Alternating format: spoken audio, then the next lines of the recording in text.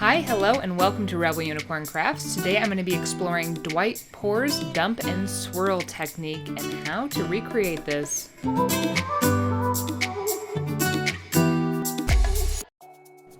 For the tutorial, which will go over how to make the painting that was shown at the beginning, I'm going to be using Blickrylic black paint, Deco Art dazzling metallics in white pearl, extreme sheen 24 karat gold, and the dazzling metallics berry.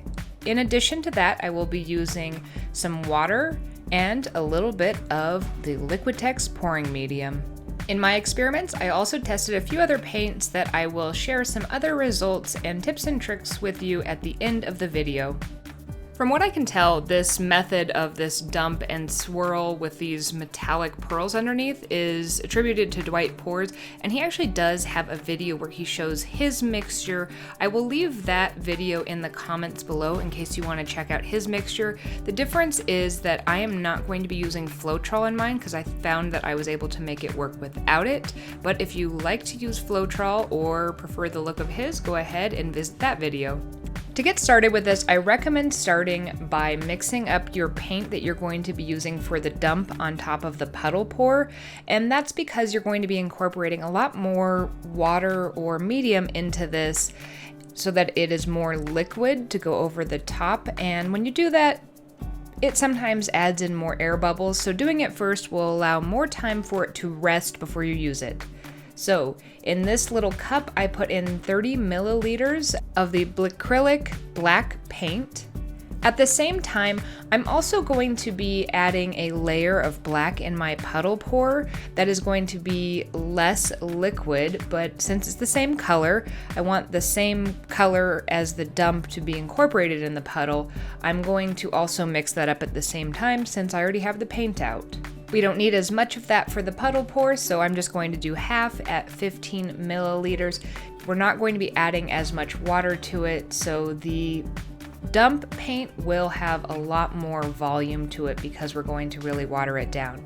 Each one of these pipettes has about 3 milliliters if I fill it all the way up, so I will be counting each one as 3 milliliters. Remember that when you are mixing your colors, you really need to, for each pipette, mix it in. If you put in a whole bunch of them at once, it's going to mix unevenly and you're not going to quite know how much more you need if you have enough, and you might have an inconsistent pour when you dump it out if it hasn't been fully incorporated. So make sure that after every single pipette you put in, you give it a little mix so that you know it's incorporating evenly. So for our top dump layer, I ended up doing 30 milliliters of paint with 10 pipettes at 3 milliliters each of water, making that another 30 milliliters, so we have doubled the volume here. And we are not going to be adding anything else to the top dump one because we don't want any of the effects to be happening in the top layer. We want that to happen on the layers that are underneath it that will peek up through the top layer. For our puddle layer, we're not going to be thinning this as much, so I am only going to put in 3 pipettes worth of the water, or 9 milliliters total. So that makes that about a 1-to-2 ratio of paint to water. So it's going to be a lot thicker, but enough where we can still move it around. I am showing you my exact measurements I used. However, keep in mind that each paint is a little bit different. So if you're using a different acrylic than I am for your dump layer, then these might be different. I went ahead and mixed up my other 3 colors. These are all going to be the Deco Art metallics, with one of them being that extreme sheen. So I did 2 of them at 15 milliliters, and each one of these required 2 pipettes worth of water, and I did one at 25 milliliters, and this one required 3 pipettes worth. Then for all of the paints that you're going to be including in the puddle, you want to do a little drizzle of the Liquitex pouring medium, and you only want this to be probably about a half a pipette's worth at most. It's just a tiny little drizzle on top. Make sure it does not go in the layer that you're going to pour on top or dump on top of your puddle pour.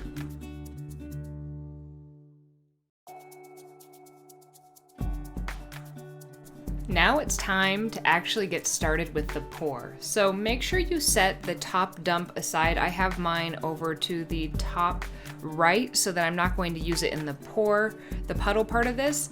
But get all your other colors together and start pouring in a puddle in the center or wherever you'd like to start with your puddle. I am going to be putting in a layer of that black every 2 or 3 layers because I want to kind of separate those colors a little bit more than they're going to do on their own to bump up that contrast. And just continue to do that until you've got a nice good pile of paint. I probably ended up using about 3/4 of all the paint that I mixed up for the puddle pour in total. Once you have your puddle to the size that you want with the number of layers that you want, it's time for the kind of scary part of this. You've made something that looks kind of interesting with lots of bright colors and you're about to put just a single color over the top of it. This is going to be really liquid and we want to pour in the middle and swirl out and try to cover as much of that underneath puddle as you possibly can. So if you need to go back in, you can. I missed a few layers, so mine's going to look a little bit different, but I think it ended up looking pretty cool.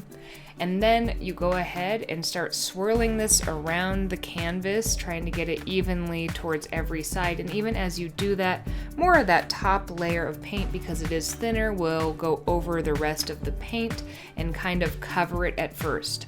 Now, one thing that's crucial is you don't want to move this too much once these cells start popping up on the sides, because if you do, they'll start to look a little wonky. So I pushed mine as much as I thought I could without making them all warped looking, and now I have stopped because they're continuing to develop right before our eyes. So I'm just gonna go ahead and take a little bit of that additional top dump layer color and put that over the area I was unable to get covered. And then you just need to be patient. So here it is right after I finished the painting part of it, and while I was getting the edges covered and things, more and more of these little pearls start to pop up, but it definitely doesn't stop there. Here it is 30 seconds later, and then another 30 seconds from there. These are just the changes that are happening while they're just sitting. I am doing nothing. So here's 4 minutes later, and this is kind of where you're gonna see the bulk of the changes are gonna be in those first 5 minutes. Here's at 10 minutes, it's still changing quite a bit, but maybe not as drastically, and it's really going to slow down from here. 15 minutes later, you're going to see the first cells popping up if this is going to work while you're still swirling it. If those don't start to pop up at the edges, something has gone wrong and you're not going to get the effects that you're looking for with this kind of pearl pop-up type thing. So here it was 30 minutes, I was pretty sure it was set, and here it is the next day dry. And a little has changed, but not much, and in general, I am loving this technique. I think it is gorgeous and fun and unexpected. So if you're interested in this one, definitely give it a try. I'm also going to share a few tips with you on kind of what did and didn't work and what I think the true secret is. Here's another one of my tests where I used a different top paint or dump paint that didn't work out so well. The pearls did show up, but I used the dazzling metallics only for all of my metallics instead of adding one of these extreme sheens. I retested that top brand of paint in a variety of different ways, and every time I used that extreme sheen, even if it was just one of the colors was extreme sheen, that's where the pearls really came up. So I think that's the secret sauce. In this one, I used a combination of Sargent paint, some of the dazzling metallics, there's a little bit of the Blickrylic, but the dump is actually a mixture of Blickrylic and Craft Smart paint over the top. And I think one layer even has some of the flow acrylic, and I was worried that all of these things together would not work well, but I had a bunch extra and I was starting to notice the pattern with the extreme sheen. So I went ahead and used it as one of the major layers in my puddle pour, and then I put the dump on top, and lo and behold, the same effect happened. So this extreme sheen has some sort of magic to it that is enabling the pearls to pop up from underneath it. So that's how I recreated the DwightPours Dump and Swirl magical pearl pours. To recap, you're going to need some dump colors that are fairly thick. I recommend having at least one extreme sheen in them, watering them down a little bit, and adding a drizzle of Liquitex, and then putting a very thin layer of thinned paint over the top of the puddle with no added mediums or anything like that. I hope that this was helpful, and if you try it yourself, let me know how it goes, and if it was helpful, I hope you have a magically creative day.